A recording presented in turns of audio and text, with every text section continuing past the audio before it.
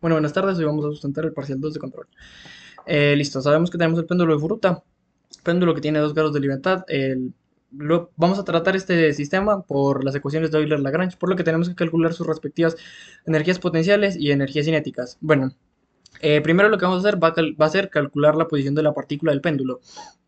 Para esto he decidido realizar unas proyecciones del sistema para poder así obtener sus posiciones respectivas tanto en X como Y en Z, posiciones que están aquí representadas en el vector R. Como podemos ver, para la componente en Z hacemos una proyección frontal y teniendo en cuenta que conocemos tanto la longitud del péndulo como su ángulo respectivo, podemos asumir que tanto la longitud por el coseno del ángulo alfa, que en este caso es el ángulo por el cual gira el péndulo, sería nuestra altura, nuestra componente en Z. Listo. Para nuestra componente en X podemos ver una vista superior y sabemos que la partícula se va a mover en este radio. Entonces, ¿cómo podemos calcular esto? Primero tenemos que calcular su altura. Su altura sería representante de la componente en Y.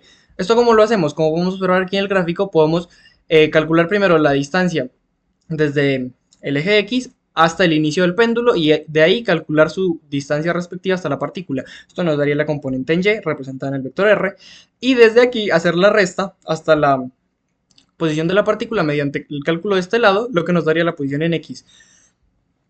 Una vez realizado esto tendríamos el vector R, el vector de las posiciones. Bueno, ¿esto para qué lo hacemos? Porque nosotros estamos generalizando las coordenadas en un sistema generalizado tanto de fuerzas, coordenadas y velocidades. Como sabemos, nuestras posiciones van a estar dadas por el ángulo alfa y el ángulo beta. Nuestras velocidades respectivamente serían las derivadas de estos y nuestras fuerzas sabemos que son el torque inducido para que el brazo se mueva y aquí no hay fuerza como tal, es el movimiento el cual es transmitido mediante el torque generado por el brazo. Listo. Una vez que ya calculamos nuestro vector R, lo que tenemos que hacer es calcular nuestras respectivas energías cinéticas y potenciales. Como podemos observar, la energía cinética está dada por la inercia en el punto en el que estamos calculando, dividido entre 2, por la coordenada derivada del punto en el que nos encontramos al cuadrado, más la masa dividido al cuadrado por la velocidad de la partícula de forma escalar. ¿Cómo calculamos esto? Lo calculamos mediante el cálculo inicial del vector velocidad y lo multiplicamos por el mismo vector velocidad traspuesto. Esto lo que nos hace es darnos un escalar de la velocidad, o sea, la magnitud que se considera la rapidez de la partícula. Listo. Para el uso de la fórmula de Euler-Lagrange, lo que nosotros hacemos es reducir nuestro sistema a las ecuaciones dinámicas. ¿Cómo conseguimos estas ecuaciones dinámicas? Las ecuaciones dinámicas están dadas por el lagrangiano. ¿El lagrangiano qué es? La resta de la energía potencial menos, perdón, la energía cinética menos la energía potencial. Entonces, necesitamos calcular el lagrangiano. ¿Cómo calculamos el lagrangiano? Fácil. Lo que hacemos es, calculamos el lagrangiano del brazo y la energía cinética del brazo y la energía cinética del péndulo. La energía cinética del brazo es simplemente un medio de la inercia por la coordenada que está dada en este punto, que en este caso sería el ángulo beta al cuadrado. ¿Por qué no tenemos aquí en cuenta sus velocidades? Porque como tal, esta no es la velocidad de la partícula que estamos calculando, porque este término no nos importa, sería totalmente cero, por lo que se descarta. Mientras que para el cálculo de la energía cinética del péndulo sí la necesitamos. Realizamos la derivada del vector R, lo que nos daría las derivadas de las componentes en X, Y, Z. Este vector nos significaría la velocidad. Una vez realizado esto, hacemos la operación matemática de la multiplicación por la traspuesta, dándonos esta ecuación que representaría la rapidez. Una vez realizado esto, podemos calcular nuestro respectivo lagrangiano. Al restar la energía potencial, tenemos en cuenta solo la energía potencial del péndulo. La energía potencial del péndulo está dada por esta fórmula y su respectiva altura, altura que ya hemos calculado en el vector R. Una vez realizado este análisis matemático, tenemos nuestro lagrangiano expresado por la siguiente función. Y ahora es momento de aplicar la ecuación de Euler-Lagrange, ecuación que está dada por la derivada temporal de la derivada del lagrangiano en la coordenada en la que nosotros nos encontramos derivada, menos la derivada del lagrangiano en la coordenada sin derivar, y esto nos daría una fuerza original, pues la fuerza implícita en este punto. Y lo mismo sería para el sistema de la ecuación dinámica número 2, solo que teniendo en cuenta la coordenada derivada del segundo punto y la coordenada sin derivar que nos está afectando en esta parte. Una vez realizado este análisis podemos obtener estas dos ecuaciones cinemáticas, tanto del péndulo, tanto del brazo como del péndulo. Listo, una vez realizado esto, lo que hacemos es redirigirnos al software Colab, en donde vamos a hacer este tratado de ecuaciones para poder calcular su respuesta step. ¿Cómo llegamos hasta ese punto? Bueno, lo primero que hacemos es definir las variables. Después escribimos el sistema de ecuaciones de forma matricial. Como podemos ver, pusimos en la matriz M las variables respectivas a las segundas derivadas, de asimismo las variables respectivas a las primeras derivadas y a las variables sin derivar. Esto igualado a las fuerzas. Una vez realizado esto, hacemos un tratado de estos datos mediante la teoría de control. ¿Esto para qué? Para poder llevar este sistema a una ecuación de estados, pero este sistema es una ecuación de estados no lineal, entonces lo que tenemos que hacer es linealizar estas matrices. ¿Cómo hacemos eso?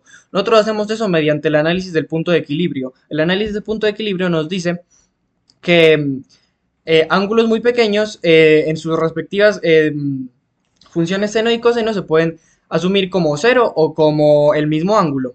Una vez realizado este análisis, tenemos una simplificación de las matrices de forma lineal. Como podemos ver aquí, nuestra matriz M se reduciría a estos términos, respectivamente sus determinantes y su inversa. Bueno, ahora para el espacio de estados lo que hacemos es plantear la matriz A, pero la matriz dinámica, pero linealizada. Una vez planteada la matriz dinámica linealizada, lo que tenemos que hacer, esta matriz recordemos que está multiplicada por nuestras coordenadas x1, x2, x3 y x4. Coordenadas que hacen referencia, x1 siendo al ángulo alfa, al ángulo beta, x2 sería la derivada de beta y x3 y x4 sería alfa y su derivada respectiva. En B tendríamos nuestra ecuación de actuadores. Y en C tendríamos nuestra matriz de salidas. En este caso tenemos dos salidas. Bueno, ahora para empezar a tener un tratado de control de esto, podemos incluir las variables K de control en nuestro sistema. Como podemos ver, una vez incluidas las variables K, podemos observar nuestra matriz de controlabilidad. Y con esto plantear nuestra matriz en lazo cerrado con las variables K recién introducidas. Esto se hace mediante la fórmula del control, que nos dice que la matriz linealizada de dinámica menos la matriz de actuadores linealizada por la matriz de K nos va a dar la matriz del lazo cerrado. ¿Qué hacemos con esto? Listo, lo que nosotros hacemos es implementar una variable simbólica S. ¿Para qué? Para poder calcular primero que todo el determinante de la matriz linealizada y respectivamente a este calcular el polinomio característico. Una vez con esto podemos obtener sus coeficientes que nos servirán ahorita mismo para el cálculo del significado de K, el valor numérico de K, asimismo el polinomio 2 que se introduce para poder controlar el sistema. También realizamos la extracción de los coeficientes de este mismo. Lo que hacemos aquí es plantear un sistema de ecuaciones con las siguientes variables con los siguientes coeficientes que nosotros acabamos de encontrar. Una vez con esto, tenemos que tener en cuenta que como nosotros estamos controlando algo que solo tiene dos entradas y dos salidas, podemos asumir que K1 es respectivamente igual a K2 y K3 es respectivamente igual a K4. ¿Por qué? Porque necesitamos simplificar nuestro sistema para tener una ecuación de dos variables. Una vez realizado esto, podemos, como se observa aquí, tener un valor simbólico, porque todavía no hemos reemplazado nuestras constantes para el valor de K1 y K2. Ya con esto, ¿qué hacemos? Con esto podemos obtener la sustitución de nuestros valores en la matriz de lazo cerrado una vez que ya despejamos el valor numérico y simbólico de K. Para obtener el valor numérico de esta matriz, reemplazamos nuestros parámetros. Como originalmente planteamos, teníamos dos inercias, una longitud del brazo y una longitud del péndulo, como una masa y la gravedad respectiva. Al sustituir estos parámetros en nuestra ecuación de lazo cerrado con los variables K y sus ecuaciones respectivas, lo que nosotros podemos hacer es calcular ya una matriz numérica, matriz que será tratada para el cálculo tanto de la función step como el cálculo de los polos y ceros. Una vez con esto, lo que nosotros tenemos que hacer es, primero definimos esta matriz nueva linealizada dinámica. Una vez que nosotros tenemos una matriz dinámica linealizada y con valores numéricos, la definimos como un float de 32 bits. De igual forma que es lo que hacemos con nuestra matriz de actuadores y nuestra matriz de salidas. Todo esto ya sería de forma dinámica. ¿Esto para qué lo hacemos? Para poder hacer el espacio de estados de nuestro sistema con nuestros parámetros introducidos. Una vez con esto, lo que nosotros hacemos es, teniendo en cuenta que ya tenemos el espacio de estados, nos vamos a la teoría del control y analizamos el espacio de estados para obtener una función de transferencia. Hay que tener en cuenta que como este sistema tiene dos salidas, porque es un sistema MIMO, en este sistema vamos a obtener dos funciones de transferencia.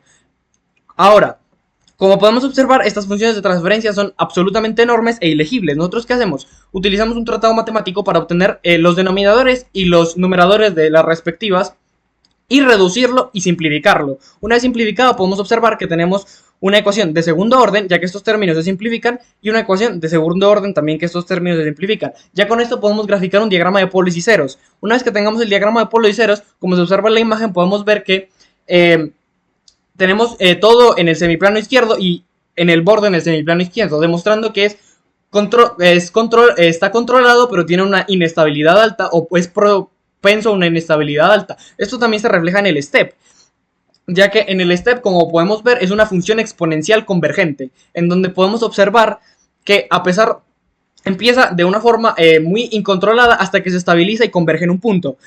Por ejemplo, aquí podemos observar el gráfico de nuestra primera función de transferencia que hace alusión al brazo. Y de esta forma podemos observar nuestra función de transferencia que hace alusión al péndulo. Estas dos funciones de transferencia, ya al ser sometidas a una función step, podemos observar que están totalmente controladas, porque como mencioné ahorita mismo, ambas son dos funciones exponenciales convergentes, y al converger en un punto significa que han llegado a un estado de control. Muchas gracias.